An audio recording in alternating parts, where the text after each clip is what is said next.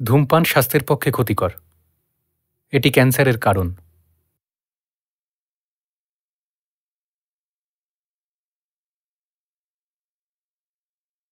Cigarette smoking is injurious to health. It causes cancer.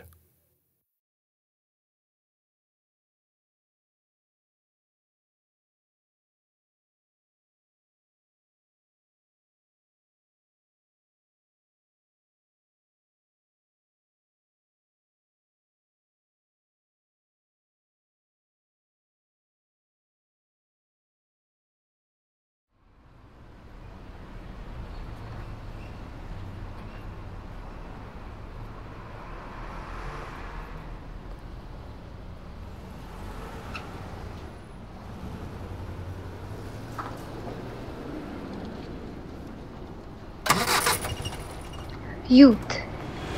Youth is the time to start service.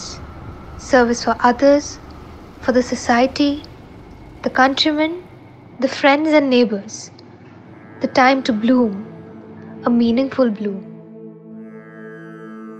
আমি চোখে আলোকে মেলবো যাবে তোমার ওই চেয়ে দেখা সফল হবে এ আকাশ দিন গুনিছে তারে তরে তুমি যে চেয়ে আছো। What do you feel is the motivation for the Supreme Court behind coming up with such a provision of a PIL? See, public interest litigation is not a provision. It is a concept developed by the Supreme Court, and for the last 3-4 decades it is being evolved organically. As far as motivation is concerned, I think that in India you see millions of people are living in abject poverty, illiteracy. They don't know how to read, write and understand what is written there. So it is very difficult to assume that they will be in a position to fight a case whenever their rights are being infringed. So they are not going to fight for themselves. Someone should fight for them. So procedural requirement, technicality should not hinder this process of access to justice. So PIL is a concept where those individuals who are motivated can, on behalf of these marginalized people, file a case and ensure that access to justice is provided for all such individuals.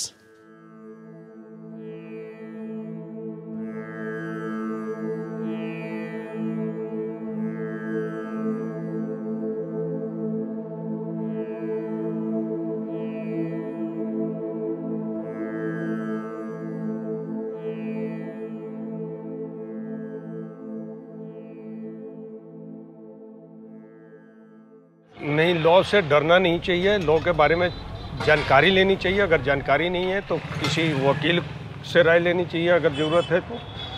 और वो जो राय लेंगे वकील से तो उनकी काफ़ी मदद मिलेगी जिनको जानकारी नहीं है।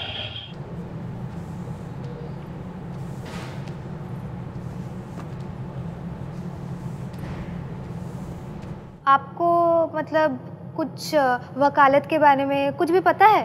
नहीं, कुछ नहीं पता। नहीं। तो आपने ये कोर्ट जो शब्द है, लोग कोर्ट में जाते हैं, कोर्ट कचहरी के मामलों में पढ़ते हैं, इसके बारे में आपने कुछ सुना है? कुछ नहीं।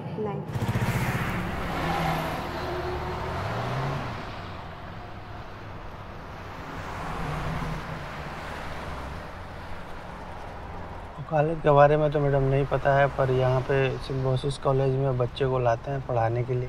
जी। इतना मुझे पता है कि वो लॉ का पढ़ाई होता है। जी जी। बाकी मेरा काम है यहाँ गाड़ी चलाता हूँ। जी। जी, मैं नौकरी करता हूँ यहाँ पे। जी। तो अगर कभी सोचिए, मानिए कोई दिक्कत हो गई कोई भी चीज़ लेके, तो अगर सोचिए आपको कोर्ट के पास जाके मदद मांगनी पड़ी, तो क्या आप जाएंगे या फिर सोचेंगे कि नहीं ये सब में कौन पड़ता? आप जैसे आपसे ही मदद मांग ली, जैसे आप इनसे मदद मांग ली, इस ऐसी होता। अब हमें इतनी तो जानकारी है नहीं कि हम एकदम डायरेक्ट पहुंच जाएं। अगर ज़रूरत पड़ेगा तो जाऊँगा, देखूँगा, जी। पता लगेगा मेरे को। तो आप बता रहे हैं कि आपको ज़्यादा कुछ पता नहीं है सबके बारे में, तो आप जब जाएंगे आप किससे मदद मांगेंगे या क्या करेंगे, कुछ आपने सोचा है? अगर ऐसा कुछ हुआ तो? ऐसे सोचा तो नहीं हूँ, पर इतना पता है कि वकील लोग वहाँ रहते हैं, वहाँ जाने के बाद किसी से जान पहचान करना पड़ता है, जी। फिर किसी से बात करना तो पड़ता है। आपको ये पता है कि मतलब वकील होते हैं जो हाँ, मदद करते हैं, हाँ। वकीलों के बारे में पता है आपको? हाँ, नहीं ऐसे कुछ पता नहीं। क्यों, आपको क्या ऐसा लगता है कि ये जो कोर्ट कचहरी के बारे में, इसके बारे में जानकारी होनी ज़रूरी है? जरूरी तो है मैडम, जी। हाँ, पर मुझे कभी ज़रूरत नहीं पड़ा, इसलिए मुझे जानकारी नहीं।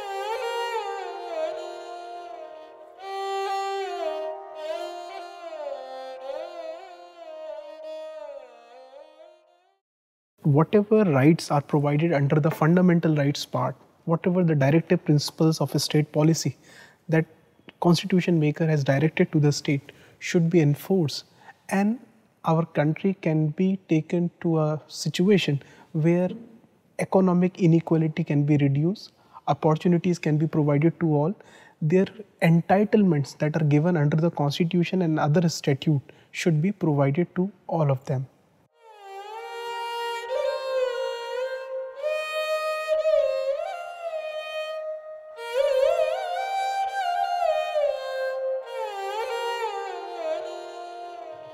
Prafulla Chandra Natwarlal Bhagwati was the pioneer jurist to introduce public interest litigation in India. For his service to the nation, he was awarded the second highest civilian honor of the land, Padma Vibhushan, in 2007. He said that every human being has a spark of divinity within himself that can be surfaced.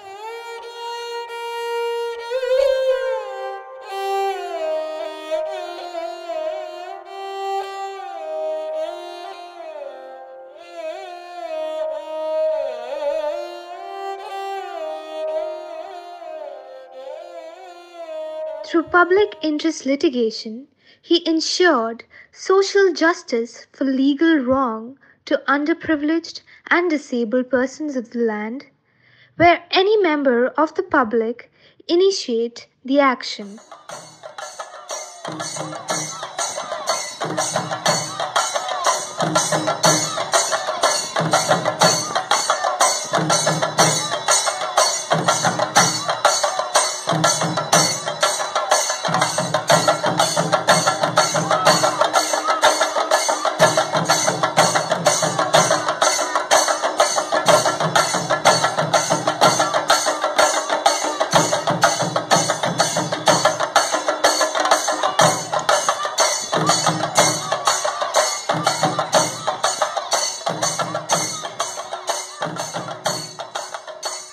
Advocate Pushpa Kapila Hingorani became the first woman lawyer in India to file a public interest litigation.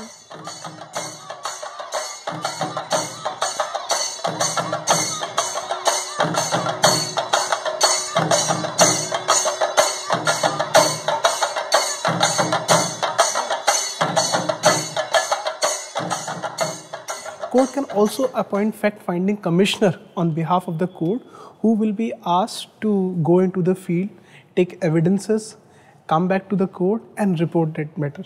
So basically this whole exercise is very collaborative exercise, cooperative function between the litigant, between the court and the government. So all are supposed to work in tandem to make sure that the fundamental rights of all the citizens are protected and their human rights are valued in the society. Public interest litigation जो कि आज के time पे the most common और the most popular एक tool बन गया है एक आम आदमी के लिए सुप्रीम कोर्ट तक पहुंचने का एक ज़रिया बन चुका है।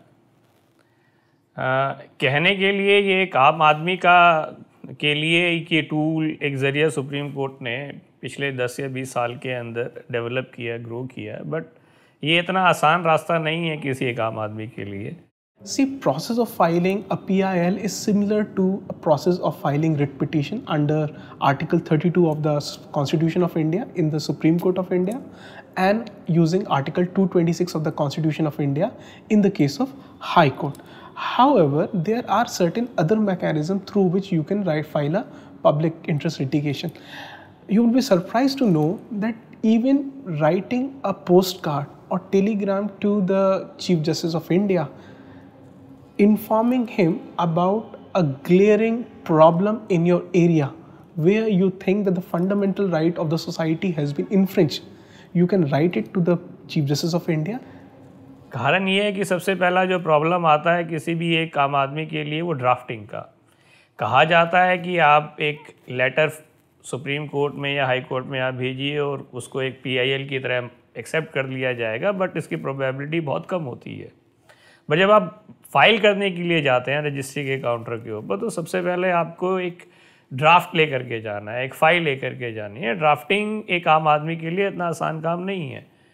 उसका एक प्री प्रिंटेड फॉर्मेट होता है, उसमें बड़ी सारी टेक्निकलिटीज़ होती हैं। टेक्निकलिटीज़ के अंदर स्पेसिंग है, मार्जिन है, फिर मेमोरेंडम ऑफ पार्टीज़ है, फिर इंडेक्स है, फिर लिस्ट ऑफ इवेंट्स है, फिर डॉक्यूमेंट्स है। डॉक्यूमेंट का अगर डॉक्यूमेंट किसी और लैंग्वेज में है तो उसको आपको इंग्लिश में ट्रांसलेट करना है। फिर पहले कौन सा डॉक्यूमेंट आएगा, लास्ट में कौन सा डॉक्यूमेंट आएगा।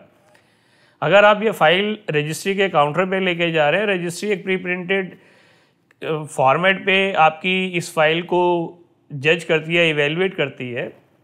फिर वो तो या तो एक्सेप्ट करती है या डिफेक्ट लगा करके आपको वापस भेज देती है, आपको वापस दे देती है। फिर आपको किसी न किसी एक वकील साहब की, किसी न किसी की आपको असिस्टेंस लेनी पड़ती है। तो अब ये PIL इज़ नो लॉन्गर इतना आसान नहीं है किसी एक आम आदमी के लिए ड्राफ्टिंग करना। So can we send PILs through emails?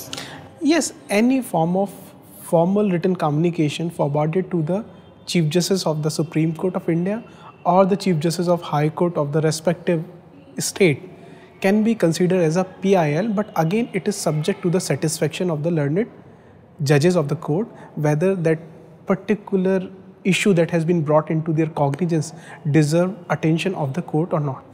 अच्छा, वैसे ये कहने को इफ़ आई एम क्रिटिसाइजिंग, अगर मैं क्रिटिसाइज़ कर रहा हूँ इस ड्राफ्टिंग और फाइलिंग के प्रोसेस को, तो उसके पीछे एक बहुत बड़ा कारण भी है जो जस्टिफाइबल भी लगता है कि कोई भी एक फ़ाइल, कोई भी एक केस का फ़ाइल अगर सुप्रीम कोर्ट या हाई कोर्ट के किसी बेंच के सामने जा रहा है तो इसका एक फॉर्मेट होना चाहिए ताकि बेंच को उसको पढ़ने में, उसको समझने में एक आसानी हो सके।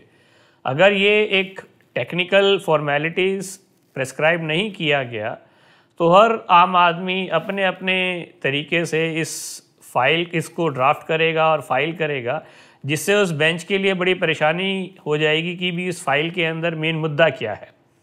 तो एक एस्पेक्ट तो आता है कि ड्राफ्टिंग का, फाइलिंग का।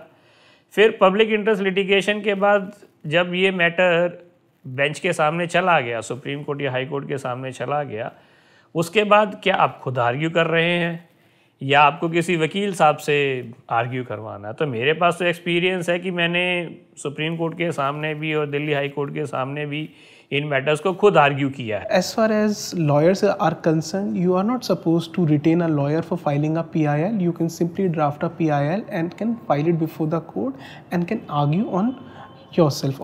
So, sir, is this the process how a common man can file a PIL? हाँ, ये ज़रूर मैंने महसूस किया है उस टाइम पर कि भी अगर PIL में आर्ग्यूमेंट एक इंडिविजुअल खुद करता है या PIL का आर्ग्यूमेंट किसी वकील साहब के थ्रू करवाता है, तो जो एक अप्रोच होता है बेंच का जो अप्रोच होता है वो ऑल टुगेदर डिफरेंट हो जाता है। वो जब एक इंडिविजुअल, एक आम आदमी खुद आर्ग्यू कर रहा होता है तो जो बेंच का नज़रिया होता है थोड़ा सा ढील हो जाता है, मतलब वो इतनी टेक्निकलिटीज़ में नहीं जाते हैं, इतने लीगल आर्ग्यूमेंट्स में नहीं जाते हैं, फैक्ट्स को ज़्यादा समझने की कोशिश करते हैं। जो कि एक नज़रिया देखा गया है कि एक आम आदमी के लिए किसी भी एक जिसको ये सारी टेक्निकलिटीज़ आर्ग्यूमेंटेशंस की नहीं आती हैं, तो उस चीज़ को जो बेंच है ज़रूर नज़रअंदाज नहीं करता है, ध्यान रखता है, और थोड़ा सा जो अप्रोच होता है वो थोड़ा सा लीनियंट हो जाता है उस मामले की तरफ। उससे पहले एक और जो पब्लिक इंटरेस्ट लिटिगेशन के अंदर जो ध्यान देने की ज़रूरत है कि जो मेरा एक्सपीरियंस भी है कि भी हम कई बार अपने प्राइवेट इंटरेस्ट को पब्लिक इंटरेस्ट में कन्वर्ट करके और एक PIL फाइल कर देते हैं कि किसी एक पर्टिकुलर इशू से मुझे खुद कोई परेशानी हो रही है, बट उसको मैंने इस तरीके से दिखाया कि ये सिर्फ मुझे परेशानी नहीं है, ये तो एक पब्लिक इंटरेस्ट का मामला है। तो वो हमें किसी भी एक PIL फाइल करने वाले को मेरी एडवाइस ज़रूर रहेगी कि भी अपने प्राइवेट इंटरेस्ट को वो पब्लिक इंटरेस्ट की तरह ना ही सामने लेकर के आए, जिससे अननेसेसरी पूरे के पूरे सिस्टम का मिसयूज़ हो रहा होता है और वहाँ पर टाइम वेस्ट होता है। ये गलत भी नहीं रहेगा कि अगर वो किसी एक वकील साहब की मदद लें, और मैंने देखा है कि बहुत एडवोकेट्स ऐसे होते हैं, आपको सुप्रीम कोर्ट में भी मिलेंगे, आपको हाई कोर्ट में भी मिलेंगे, जो आपकी इस तरीके से मदद करने के लिए तैयार रहेंगे बिना कोई फीस लिए, बिना कोई पैसा लिए, चाहे आप उनको जानते हैं या नहीं जानते हैं। फागुनेर कुसुम फोटा हबे फाँकी आमारे एकटी कुड़ी রইলে বাকি সেদিনে ধন্য হবে তারার মালা তোমার লোকে লোকে প্রদীপ জ্বালা আমারে আধার টুকু ঘুচলে পরে তুমি যে চেয়ে আছো আকাশ ভরে নিশিদিন অনিমেষে দেখছো মোরে তুমি যে চেয়ে আছো আকাশ ভরে।